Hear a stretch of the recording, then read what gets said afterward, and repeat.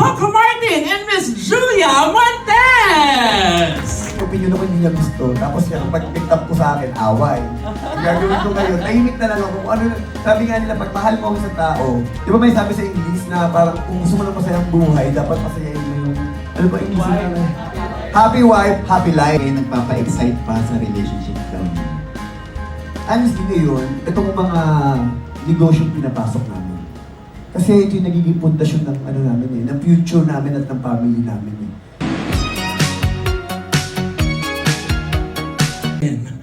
Siya naman po ang pinaka-respetado, premiado at pinakamagandang aktres sa kanyang henerasyon. Hindi lang siya mahusay sa harap ng camera dahil sa totoong buhay ay napakahusay din po niya sa kusina, di ba? Dahil nga alam niya ang pangangailangan ng isang ligtas na kusina, ngayong araw ay buong puso natin siya tinatanggap sa kanyang unang taon with Regasco. Kaya we are very honored that she is now a member of the Regasco family. Mga kaibigan, pasalubungan po natin ang masigabong palakpakan ng ating mga minamahal, Direk Coco Martin and Miss Julia Montes!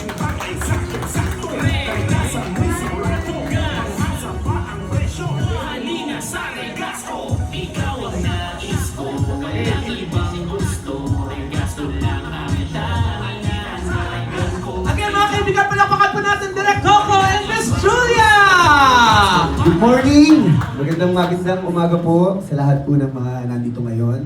Sa lahat ng ating mga kaibigan, maraming salamat po sa inyo. Of course, maraming salamat po sa oras na binigay niyo po sa amin, sa ating mga media friends, mga vloggers, content creators, and influencers. Maraming salamat po. Sana po, supportahan niyo po ang Regasco and we're just so happy po na makita po kayo lahat ngayon dito.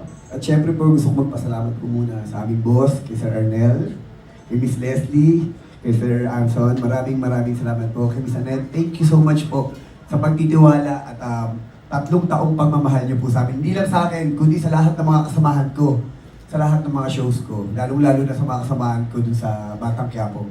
At ngayon po, para sa akin, napaka-special po itong araw na to kasi ito po ang unang pagsasama namin ni Julia sa isang endorsement, kaya napakahalaga at napaka-special po sa akin ito. Maraming salamat po sa pagtitiwala sa akin.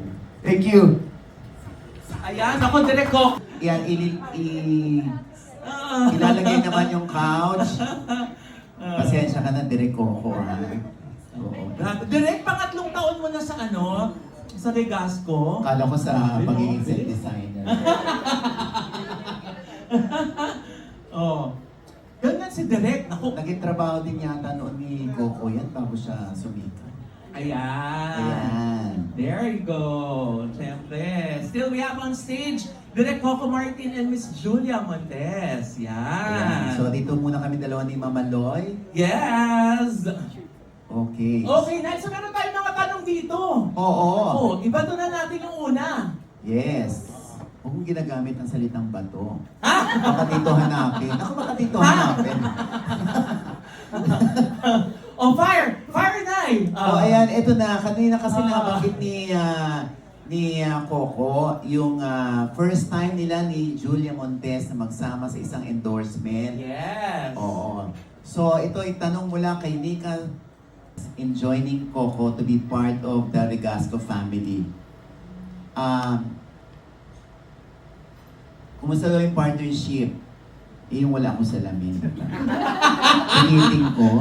Kaya pa ba? Kaya pa ba? Oh. So, yun nga daw, Miss Julia. Sabi po ni Miss Nika Sabio ng Push. What made you say po in joining Direk Coco to be a part of Regasco family? And how does this partnership reflect your lifestyle and career as a businesswoman as well? Actually, yung totoo po, backstory, kahit po sila, Coco pa lang po ang kasama ng Regasco family. Talagang sumusuporta na ang Regasco sa business namin sa food. So alam ko talaga kung paano ka dekalidad, talagang maganda yung quality ng ating produkto. At syempre masaya din ako dahil ngayon nga po, special tong araw na to dahil first endorsement namin together. Maalaga ang Regasco family, so talagang happy ako na kasama sila sa kusina. Syempre, di ba lagi tayo nagluluto sa mga mahal natin sa buhay, kay Coco, so dapat maganda yung ginagamit natin, di ba? Yes. So, ito naman ang tanong pa. Yung sinabi ko nga kanina, napaka-special sa akin ito. Hindi dahil kinuha si Julia ng Rigasco. Kasi ngayon sa buhay talaga namin, kami yung dalawa talaga nagtutulungan para tuparin yung mga pangarap namin, yung mga small business namin. Tapos ngayon magkasama kami sa Sigabo. Kaya nung kinuha siya ng Rigasco, sabi ko ganun, ang sarap sa pakiramdam. Kasi everytime na kunyari, nagpupunta kami sa ibang lugar, di ba, nagpo-promote kami, tumutulong kami sa mga tao.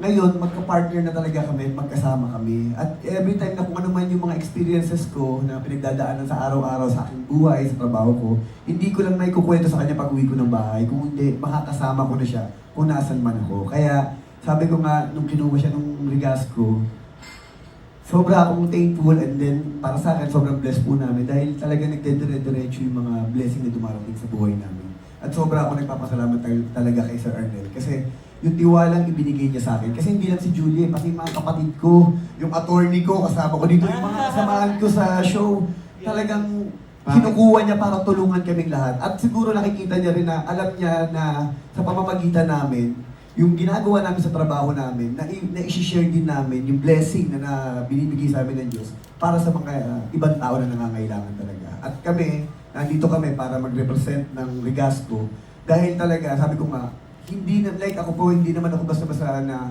kumukuha lang ng mga endorsement na pinag-uusapan namin ng manager ko. Kasi pag nasira ang ini-endorse ko na isang produkto, masisira rin yung pinaghirapan namin sa mahabang panahon. Kaya namin tinanggap ang Rigasco kasi alam namin na ito talagang tama sa timbang, safe, at alam namin na makakatulong talaga sa lahat ng mga pamilyang Pilipino at lalong-lalo na sa kanilang mga negosyo. Iba talaga na yung Kare. Kasi paborito ni Coco yung luto ni Lola na kare-kare. Yung kare-kare, matagal kasing lutuin, mabusisi. So kailangan talagang pangmalakasan yung gamit mo doon. So yun yung siguro gusto kong i-reinvent saka talaga sabihin signature ng Coco. Dagdag ko lang, kapag luluto mahabang oras ginugugol mo dyan Kumbaga nagpapagod ka dyan, di ba? Sabi nga nila, kaya minsan mas masarap yung pagkain dahil may halong pagmamahal. Bukod doon, kapag naluto niya ng gano'n, yung bonding naman namin sa sa pag-uusap namin, sa pagkukwentuhan namin. Siyempre yung mga proseso, sabi ko nga, yun naman yung panahon ko na ako naman ang kukwento sa kanya tungkol sa mga pinagdaanan ko pong maghapon. Kaya para sa akin, pareho siya. Mas pareho yung timbang niya para po sa akin. Yes, at saka quality time nila yung Kayo nagpapa-excite pa sa relationship daw ninyo. Honestly ngayon, itong mga negosyong pinapasok namin. Kasi ito yung nagiging pundasyon ng namin ng future namin at ng family namin Kasi sabi ko nga, tapos na rin kami doon sa mga yung pagbaguhan kayo, di ba wala kayong nakikita kung hindi kilig, masasayang Ngayon, every time na may pinupuntahan kami, bukod sa napag-uusapan, ina-appreciate namin ang isang lugar, nag-iisip kami, ano kaya pwede natin itayong negosyo? Ano kaya pwedeng makatulong doon sa future natin? Kaya ngayon, katulad ngayon sa production namin, sa CCM Films, siya talaga, ganun talaga yung key. Kaya sabi ko, ako sa creative, siya sa finances. Which is lahat ng bagay talaga ngayon, yun yung dynamics namin na dapat yung mahal mo sa buhay, yun din yung katuwang mo sa lahat ng aspeto na ginagawa mo ngayon. Which is sa trabaho ko, yun yung mas nagpapalalim ng pagmamahalan namin ngayon. Kasi nga, magkatuwang kami sa lahat ng bagay. Yun po. Yes. Oy, Nay, marami po mga fans yung kinikilig. Yung opinion ako hindi niya gusto. Tapos siya kapag nagtap ko sa akin, away. Ang gagawin ko ngayon, tahimik na lang ako. Kung sabi nga nila, pag mahal mo ang isang tao, di ba may sabi sa English na parang kung gusto mo ng masayang buhay, dapat pasayahin mo yung, ano ba English na? Happy wife, happy life. Yeah. Yun na lang ang nasa isip ko. Kung bakit ako ganun, tumahimik na lang ako. Adjust na lang. Yun yung ko. So ano yung karaniwang pinagtatalunan ninyo? Baka kala nila malita ako. Kahit maliliit na bagay ito. Coach, normal kasi kami tao In all aspect, di ba? Normal kami pag nasa bahay kami, totoo kami, hindi kami artista, hindi kami yung character namin. Marami rin kami mga maliliit na issue na pinag-aawayan or pag meron mga bagay na hindi pinagkakaintindihan. Pero ang pinaka-importante, sabi ko nga, kung ano yung natutunan namin doon. Siyempre, nung nagsisimula kami, pareho kami passionate Lalo na ako, galing ako sa indie di ba? Pero ngayon sabi ko nga, siguro bukod na rin kapag, alam mo yan, mamatured ka na, nauunawaan mo na magbigay. Ano yun muna. And then, para rin maramdaman niya na parang meron siyang say doon sa inyong tahanan. Alam niyo po, may kukwento. Alam niyo isang pinakamatinding hindi namin pagkakaunawaan. Kapag bumibili kasi ako ng kahit anong bagay, gusto ko pareho kami. Kung meron ako, gusto ko meron din siya. Oo, ganun. Corny ako One time, namimili ako, bili ako ng bili para sa kanya. Siya naman ayaw niya, wag na tatay, wag na, sobrang na, wag na. Eh ako yun yung kaligayahan ko, siya naman nahihiya. Tapos hanggang sa nagkatampuhan kami. Bili mo namimili kami, nagkatampuhan kami kasi binibilang ko siya, ayaw niya dahil nahihiya siya sa akin. Siyempre, nagkaroon kami ng di pagkakaunawaan, di kami nag-uusap, di kami nagpapansinan. Pero nung na-realize ko, ang ganda rin. Bakit? Kasi, siyempre yung iba, di ba sinasabi nga natin na parang pabili dito, pabili dyan, pabili dito. Siya naman napakatipid. Sabi ko, napakaswerte ko naman. Hindi dahil nagkakuripot ako, kundi. At sinasabi ko, kasi initignan niya na parang kung okay pa naman siya, at hindi siya maluhong tao. Kaya doon ako na-proud sa kanya, sabi ko, inaano ko sa sarili ko na parang sabi ko, ang swerte ko kasi alam ko, katulad niya, sabi ko nga, yung finances, lahat ng namin, siya may hawak. Kaya alam ko na nasa safe ako na posisyon o na lugar sa aming tahanan. Kasi ako kayo nasa creative lang ako eh. Ako nagka-casting, ako nagbibigay ng kwento, ako nagpapatakbo ng production, pero yung mga babayarin, kasi yan ang pinakasakit sa ulo. Diba? Yan yung mga problema sa mga isang production o sa isang negosyo. Yun po.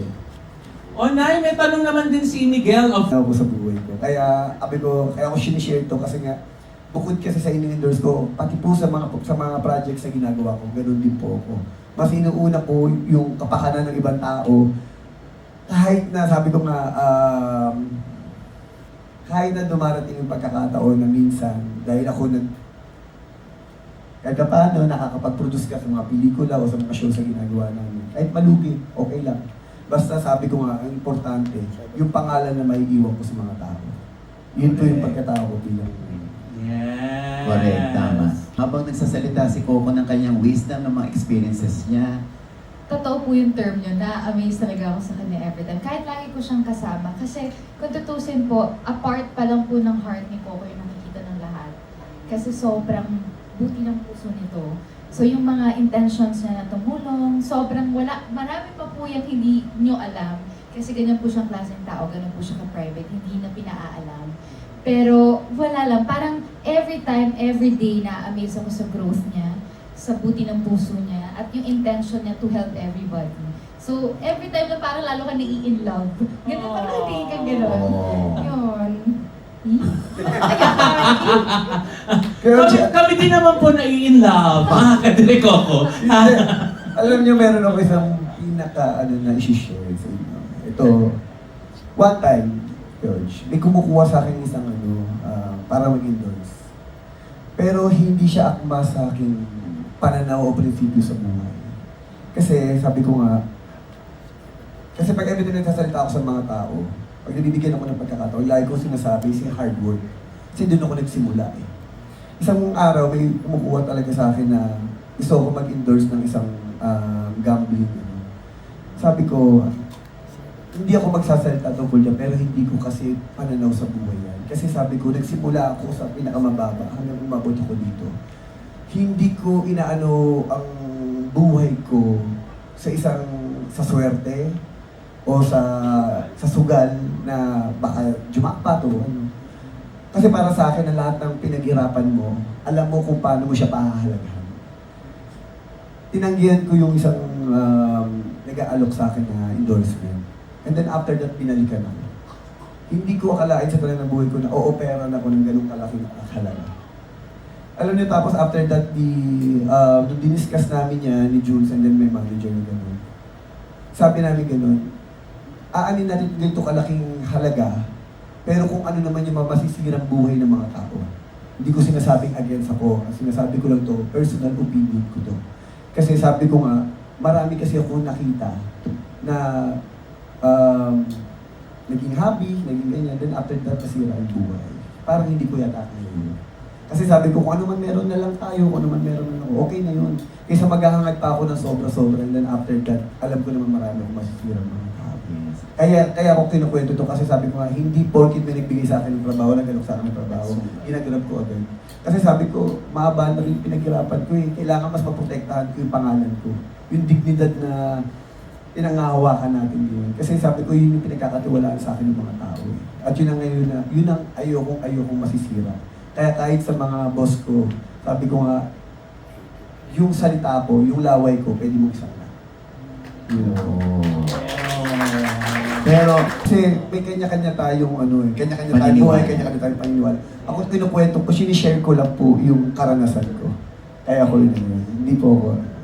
okay. Thank you po. Exciting you. na.